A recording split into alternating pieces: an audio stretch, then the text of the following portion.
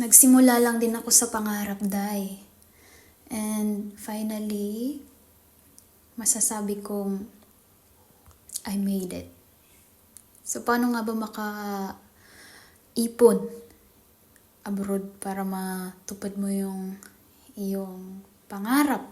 Diba? Lahat naman siguro tayo may goal, bakit tayo umalis, lumayo sa ating mga pamilya, diba? So, ako dahil from the start, ito, ang goal ko is magkaroon ako ng, makabili ako ng kahit maliit lang na lupa at mapatuyuan ko ng sarili kong bahay. So, sa interview pa lang sa Hong Kong, Day, sinabi ko na talagang, ang tanong sa akin doon sa broker, gaano mo gusto katagal mag-abroad? Sabi ko 10 years. Kasi sabi ko, pag unang isang kontrata lang, malabong magagawa ko kaagad. Kasi hindi natin alam yung mga mangyayari sa buhay natin, maraming aberya. So, ako din, nag-focus talaga ako sa goal, umiwas ako sa mga, alam mo na, yung magagastos na kasama. At hindi talaga ako sumasama lagi or nag-uuti ako lagi. Yan. Kasi may sinet ako na goal na dapat sa isang buwan ganito matabi ko. So, sa unang kontrata ko dahil nakaipon ako ng 300k. Yun ang goal ko. Kaya dapat yung goal ko na ipon, dapat hindi magalaw talaga. Yung mga nangungutang, tapos pag hindi mo napautang, sasabihan ka ng, iba na talaga nagagawa ng pera. Yung mga ganon, ay, naku Day, sabi ko sa inyo, nakailang FB ako that time. Kasi, syempre, ako pressure ako kasi, di ba, na may goal tayo kaya tayo umalis, di ba? Tapos, pag hindi natin sila mapagbigyan, sasama yung loob nila.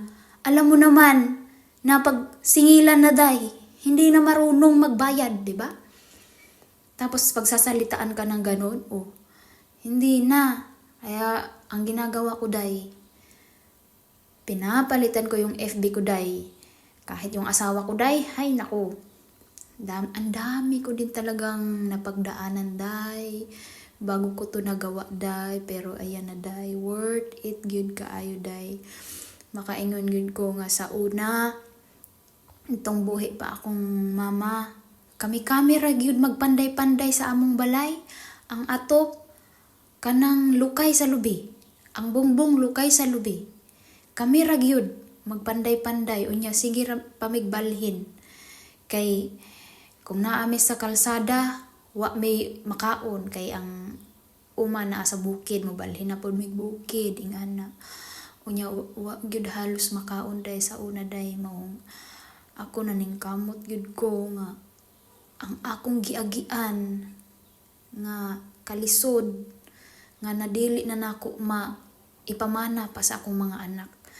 Ang akong rason, Day, at least may mawala man ako, yun talaga yung natatak sa isip ko, Day, kasi ang mama ko 30 lang siya nung namatay.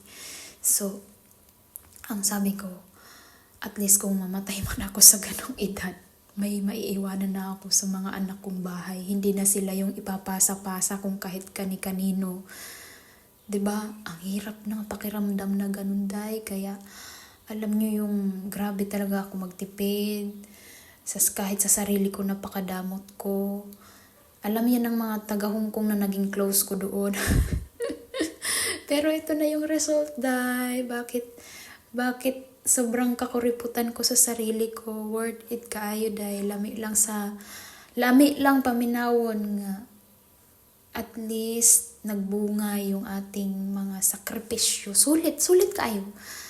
Noon, naglilinis lang tayo ng ibang bahay. Ngayon, naglilinis lang tayo ng sarili nating bahay. At dahil may goal tayo ulit, masikan floran, yan. Kaya nag-turkey tayo, Day. Kaya